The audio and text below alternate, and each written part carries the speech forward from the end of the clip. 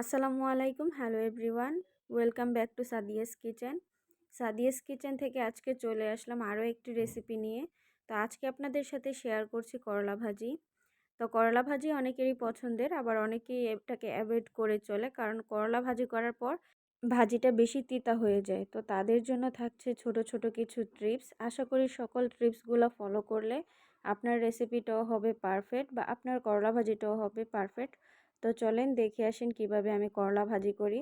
প্রথমেই আমি নিয়েছি করলা। এখানে দেখতেই পাচ্ছেন আমি কীরকম পাতলা পাতলা করে কেটে নিয়েছি। করলাগুলোকে পাতলা পাতলা করে কেটে নিতে হবে, মোটা করলে করলাটা এমনিতেই তিতা হয়ে যায়। আর এখন চুলায় একটি প্যান বসিয়ে দিয়েছি। প্যানটি গরম হয়ে আসলে এর মধ্যে দিয়ে দিচ্ছি পরিমাণ মতো তেল। তো তেলের পরিমাণ একটু বাড়িয়ে দিয়েছি, করলা ভাজিতে তেলের পরিমাণ বাড়িয়েই দিতে হয়। তো তেলটি যখন গরম হয়ে আসবে এর মধ্যে প্রথমেই দিয়ে দিচ্ছি রসুন কুচি, এরপর দিয়ে দিচ্ছি কাঁচামরিচ কুচি। কাঁচামরিচ এখানে আছে 10 থেকে 12টা, আমি মাঝখান থেকে ফেলে দিয়ে দিচ্ছি। আর দিয়েছি 3টা বড় সাইজের পেঁয়াজ কুচি। পেঁয়াজ কুচির পরিমাণ বেশি দিলে করলা ভাজিটা খেতে বেশি মজার হয়। এখন এটাকে একটু নেড়ে দিচ্ছি। পেঁয়াজ, রসুন, মরিচ এটাকে 80% সিদ্ধ করে নিতে হবে। আর এখন দিয়ে দিচ্ছি এর মধ্যে স্বাদ মতো লবণ। এখানে আমি 1 চামচ উঁচু করে লবণ দিয়েছি, বা আপনাদের টেস্ট অনুযায়ী লবণটা এখানে ব্যবহার করবেন।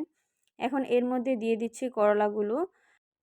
করলাগুলো কাটার আগে অবশ্যই আগে ধুয়ে নেবেন, কাটার পর ধুবেন না, এতে করে করলার মধ্যে যে পানিটা থাকে ওই ক্ষেত্রেও করলাটা তিতো হয়ে যায়। অনেকেই দেখা যায় যে করলা কাটার পর ধুয়ে নেয়, এই ভুলটা কখনো করবেন না। এখন এটাকে নেড়ে মিশিয়ে নিচ্ছি। আর আমি করলাটা কিন্তু ঢাকনা দিয়ে ঢেকে এটা রান্না করব না, ঢাকনা খুলেই করলাটা ভাজি করব। আর অবশ্যই চুলার হিটটা হাই রেখে করলাটা ভাজি করবেন, না হলে এই ক্ষেত্রেও করলাটা তিতো হয়ে যায় চুলার হিটটা যদি একবারে লোয়ে রেখে এটা ভাজি করা হয়।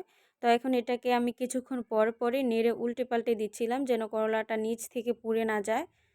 এভাবেই করলাটা নেড়ে ভেজে নিতে হবে যতক্ষণ না পর্যন্ত করলাটা সিদ্ধ হয়ে আসে। এর মাঝখানে আবার চেক করে নেবেন করলাটা সিদ্ধ হয়েছে কিনা। সিদ্ধ হয়ে আসলে করলাটা নামিয়ে নেবেন। আর আমার আজকের রেসিপিটি ভালো লাগলে অবশ্যই আমার ফেসবুক পেজে একটি ফলো আর ইউটিউব চ্যানেলটি সাবস্ক্রাইব করে বেল অল বাটনে ক্লিক করে রাখবেন। এতে করে আমি নতুন কোনো রেসিপি আপলোড করার সাথে সাথেই নোটিফিকেশন পৌঁছে যাবে আপনার কাছে। তো এখন করলা ভাজিটা আমি সার্ভ করে নিয়েছি।